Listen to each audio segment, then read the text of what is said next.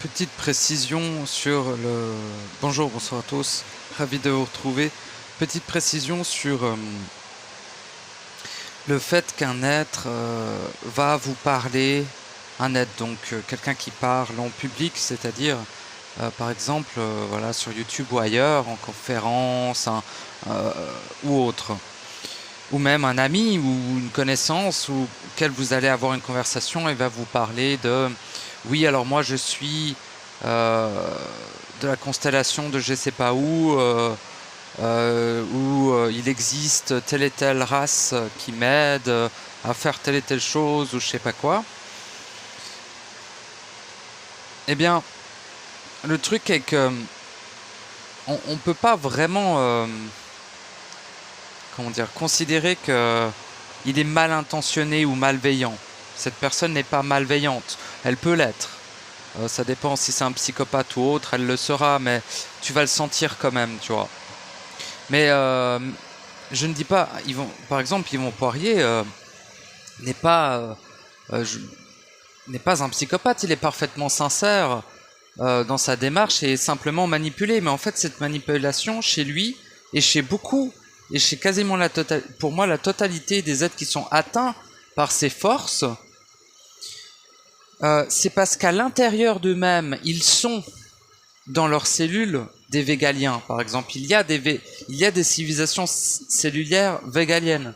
Ou peut-être c'est des acturiens chez lui, je sais plus lequel des deux, mais je confonds les végaliens et les acturiens. De toute façon, tous ceux qui ont la gueule bleue, pour moi, c'est un peu tous les mêmes. C'est le gars, le raciste de fou, quoi. Non, mais en vrai, ils pètent les couilles avec leurs noms, là. Je sais que c'est des sacs à merde, ils ont pas besoin d'avoir des noms différents, tu vois. Bref.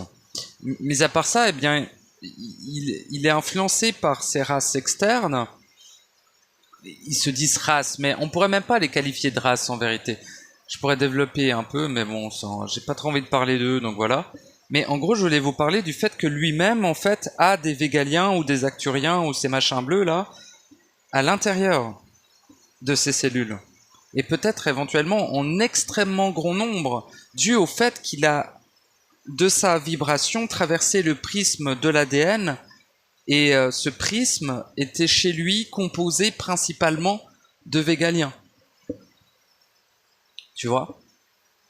Mais ce qu'il devrait faire, ce cher Yvan, enfin cher pas vraiment, ce cher, cher Yvan Poirier, voilà, ce cher Yvan Poirier qui est l'architecte de sa propre perdition et dégénérescence, au lieu de parler en public de ses copains les végaliens, il devrait plutôt aller explorer à l'intérieur de ses cellules sa propre forme, c'est même pas de la forme, mais sa propre version végalienne intracellulaire.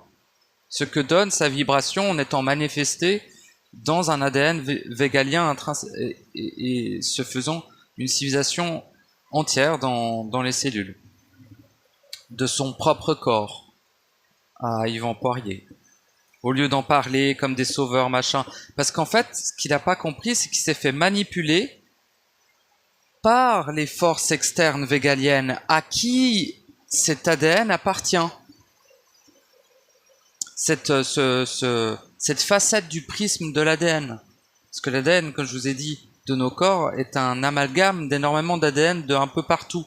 Et il est composé aussi d'ADN végalien, évidemment. Il peut. En fait, c'est souvent il peut. Plus qu'il est obligatoirement. J'ai déjà cité ce qui est le socle de l'ADN en termes de race exogène, entre guillemets, mais en tout cas, de race corrompue. Je n'ai pas cité ce qui peut, potentiellement, ce qui peut entrer, ce qui peut être incorporé à cet ADN pour certaines raisons, dont souvent par rapport à votre vibration unique. En fait, l'ADN est conçu sur mesure pour chaque être unique, avec une base et un résultat similaire. Parce qu'on doit tous plus ou moins ressembler à des humains, en fait. En définitive, si tu veux. Plus ou moins. Quand tu vois certaines têtes, alors il faut pas juger au physique, hein, bien sûr. Ouais, mais je sais pas comment dire. Tu sais, je sais pas, tu vois une photo d'un type, et puis après on te dit que c'est un giga meurtrier du turfu, Ou alors c'est un giga homme d'affaires qui est dans des sombres affaires de viol et de trafic d'êtres humains ou je sais pas quoi, tu vois. Ils ont des sacrés teutés. Ils ont quand même des teutés caractéristiques. Globalement, c'est compliqué, quoi. Même s'ils sont beaux, ils ont une teuté chelou, tu vois. Bref. Donc, je sais pas, il y a quelque chose qui dérange, tu vois. T'es en mode... on dirait que ça mange des fœtus par ici, tu vois. T'es un peu en mode, ouais, ça a pas l'air très, très, très clair, tout ça. Putain, faut pas faire de l'humour là-dessus, c'est horrible. Mais non, mais pas directement, mais il y a des produits qui sont... Et il y a des gens qui ont des pratiques qui sont très mauvaises, hein, quand même. Il y a beaucoup de choses cachées, vous savez, certaines personnes, même publiques, font des choses pas propres, hein. Pas propres du tout, quoi. Mais bon. Et donc oui, voilà, simplement Yvon Poirier et d'autres, je le prends comme exemple, parce que je sais qu'il est intouchable, ce mec, tu vois, donc je peux un petit peu tirer dessus. Je prendrai jamais une petite chaîne ou un type qui a pas déjà des millions en poche, parce que renseignez-vous sur Yvon Poirier, quoi. Bon. Donc ceux qui sont en place, je me permets un peu de légèrement leur tirer dessus, mais en fait, il fait son business, en vrai. Voilà. Et il est lui-même manipulé, quoi. Donc, mais à la base, il devrait juste se taire, arrêter ses activités businessman, se démerder avec l'argent qu'il a, éventuellement une retraite, je sais pas. J'ai pas son compte en banque sous les yeux, mais quand tu regardes toutes les sociétés qu'il gère depuis tant de temps, tu peux te dire que le mec... Et c'est des choses qui tournent, hein. Yvon Poirier, il a vendu des livres, mais un certain nombre, c'est pas... Bref, tant mieux pour lui. Mais ce que je veux dire, c'est qu'il a quand même participé fortement à la propagande du sauveur externe, en fait.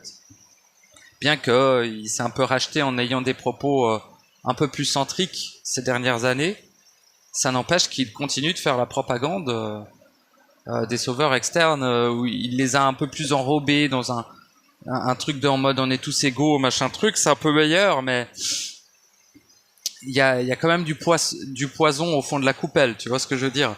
Même si au début c'est de l'essence de rose, c'est merveilleux, c'est super goûtu. Une limonade à l'essence de rose. Je sais pas si vous avez déjà goûté, c'est merveilleux. Et, et au fond, il y a du poison, quoi. C'est un peu ça. Mais lui-même, on n'a pas conscience, et puis c'est comme ça, mais voilà. C'est pas le pire, je le prends juste comme ça. Mais il y en a plein qui font ça, et ils devraient juste se taire, simplement, et aller à l'intérieur d'eux-mêmes, parce que c'est une piste colossale. Cette histoire de végalien pour lui. Tu vois, et il y a certains êtres qui l'écoutent qui eux aussi, en fait, ont une civilisation végalienne à l'intérieur de leurs cellules. Et c'est vers ça qu'ils devraient aller, en fait. Tout simplement. Donc c'était une petite précision là-dessus sur Yvon Poirier et tous ceux qui parlent de sauveur externe. Et si vous, à un moment donné dans votre vie, vous avez été fortement dans ces domaines-là, mais genre fortement, quoi, suivez la piste du fait que cela peut constituer votre ADN, mais que vous avez simplement été manipulé par ceux qui avaient donné leur ADN, donc les races corrompues. Mais les civilisations internes cellulaires, lorsqu'elles sont inféodées par l'extérieur, elles ne sont pas corrompues, au contraire. Elles sont votre forme d'expression de la vibration initiale de votre être dans le prisme de l'ADN. Donc c'est votre manifestation cellulaire. C'est vous, pour résumer. Donc, ça peut être pas mal. Hein, hein, être soi. Vous vous rappelez? Voilà. Des gros bisous.